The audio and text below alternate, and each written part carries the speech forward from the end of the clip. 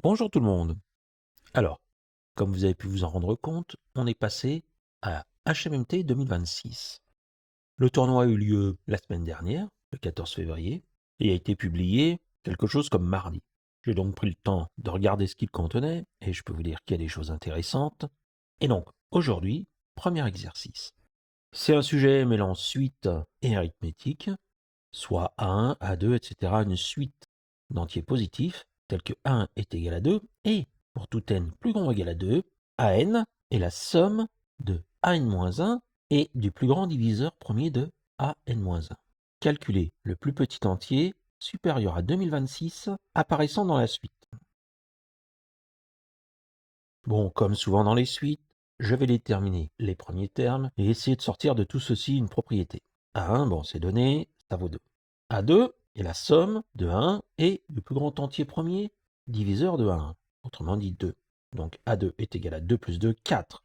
Et 4, je le fais remarquer, c'est 2 fois 2. Ensuite, A3, c'est 4 plus le plus grand diviseur premier de 4, qui vaut 2. Donc A3 est égal à 4 plus 2, 6, qui vaut 2 fois 3. Mais 6, le plus grand diviseur premier, c'est 3. Donc A4 est égal à 6 plus 3, 9. Autrement dit, 3 fois 3. Le plus grand diviseur premier de 9, c'est 3. Donc A5 est égal à 9 plus 3, 12, qui s'écrit 4 fois 3. A6 maintenant, le plus grand diviseur premier de 12, c'est 3. A6 vaut 12 plus 3, 15, qui s'écrit 5 fois 3. Et là, on va effectuer un changement. Le plus grand diviseur premier de A6, eh bien c'est 5 cette fois-ci. Donc A7 est égal à 15 plus 5, 20, qui s'écrit 4 fois 5. A8, en suivant cette logique, ça vaut 20 plus 5, 25, 5 fois 5. Je continue. A9, 25 plus 5, 30, qui vaut 6 fois 5. Et A10, 30 plus 5, 35, qui s'écrit 7 fois 5. Et à partir de maintenant, le plus grand diviseur premier va être 7. Donc A11 est égal à 35 plus 7, 42, qui vaut 6 fois 7. Et on peut continuer comme ça indéfiniment. Alors bon, ça ne sert pas à grand chose, mais A1, je l'écris 2 fois 1. Ensuite, je peux remarquer que A3 est égal à 2 fois 3, A6, 5 fois 3, ou 3 fois 5. A10, ou 7 fois 5, autrement dit 5 fois 7. Alors on va faire du coup une petite remarque. C'est de dire que si je nomme BK la suite formée de tous les nombres premiers pris dans l'ordre croissant, eh bien on va démontrer que pour toute valeur de i, bi fois bi plus 1 fait partie de la suite AN. Et cette propriété, je vais l'appeler PI parce que bien entendu, je vais faire une démonstration par récurrence.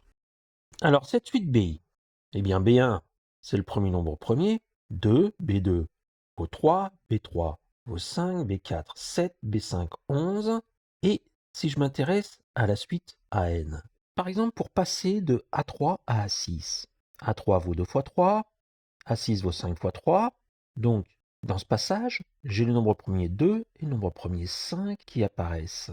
Et 5 moins 2, eh bien, c'est B3 moins B1, mais c'est aussi le nombre d'étapes qu'on va faire pour passer de A3 à A6.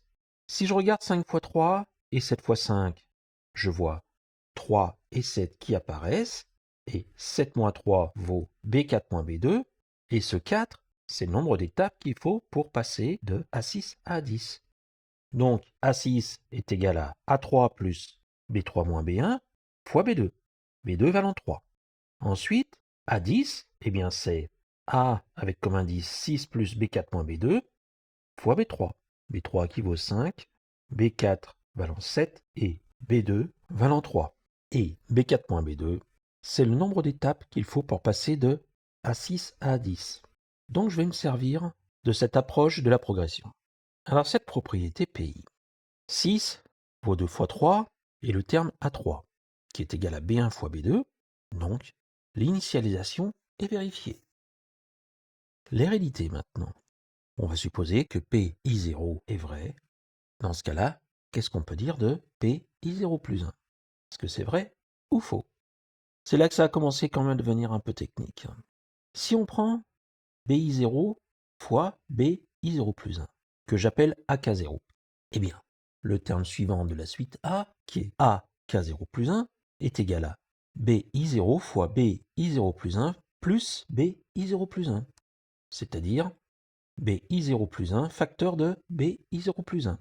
attention ici, qui est dans les parenthèses, c'est b de i0 auquel j'ajoute un 1. Alors que à droite des parenthèses, c'est b de i0 plus 1. i0 plus 1 étant l'indice. A k0 plus 2, eh bien, c'est b i0 plus 1 que je multiplie par b i0 plus 1 auquel j'ajoute b i0 plus 1. C'est-à-dire que ça vaut b i0 plus 2 multiplié par b i0 plus 1. Et je continue comme ça. Je continue comme ça jusqu'où?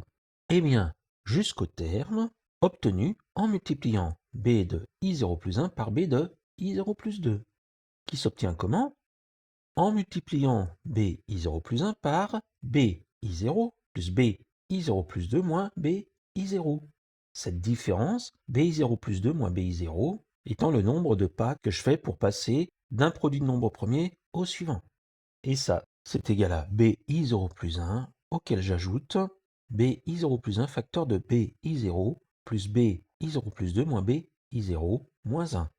J'ajoute et je retranche en même temps b i0 plus 1. Et ça, eh bien c'est a k0 plus b i0 plus 2 moins b i0. Donc là, on peut remarquer quand même que à droite du signe égal qui se trouve tout à gauche, eh bien j'ai b i0 plus b i0 plus 2 moins b i0 moins 1 facteur de b i0 plus 1 qui n'est autre que le terme précédent de la suite A. Donc voilà, j'ai tous les termes de la suite entre a k0 plus 1 et a k0 plus b i0 plus 2 moins b i0. Et, remarque fondamentale quand même, b i0 plus 1 est strictement inférieur à b i0 plus 2, strictement inférieur à b i0 plus 3, etc. Strictement inférieur à b i0 plus b i0 plus 2 moins b i0. Et parmi tous ces nombres, b i0 plus 1, b i0 plus 2, etc., seuls b1, b2, b3, etc., b i0 plus 1 interviennent dans la décomposition de b i0 plus 1, b i0 plus 2, b i0 plus 3, etc., etc., b i0 plus 2 moins 1. bi0 plus 2 fois bi0 plus 1 est donc un terme de AN. Ça permet de traduire que pi0 vrai implique pi0 plus 1 vrai. L'hérédité est vérifiée. Pi est donc vrai pour tout i. Pour terminer, je vais donner les premiers termes de la suite BK. 2, 3, 5, 7, 11, 13, 17, 19, 23, 29, 31, 37, 41, 43, 47, 53, 59, etc. Ce sont des nombres qui, dans ce genre d'épreuve, sont vraiment très utiles à connaître. Et je sais que 40 au carré, c'est 1600, trop petit. 50 au carré, c'est 2500, trop grand. Donc je vais prendre, on va dire à peu près au milieu de 40 et 50, je vais prendre 43 et 47. 43 au carré, petit calcul, 1849, donc trop petit. 47 au carré, 2209, trop grand. Donc, je vais voir 43 fois 47, combien ça vaut? Ça vaut 2021. Or, je passe au terme suivant en prenant le produit 43 fois 47 et en ajoutant le plus grand diviseur premier, c'est-à-dire 47. 2021 plus 47 vaut 2068. C'est exactement ce que je cherchais. Conclusion, 2068 est le plus petit entier supérieur à 2026 apparaissant dans la suite AN.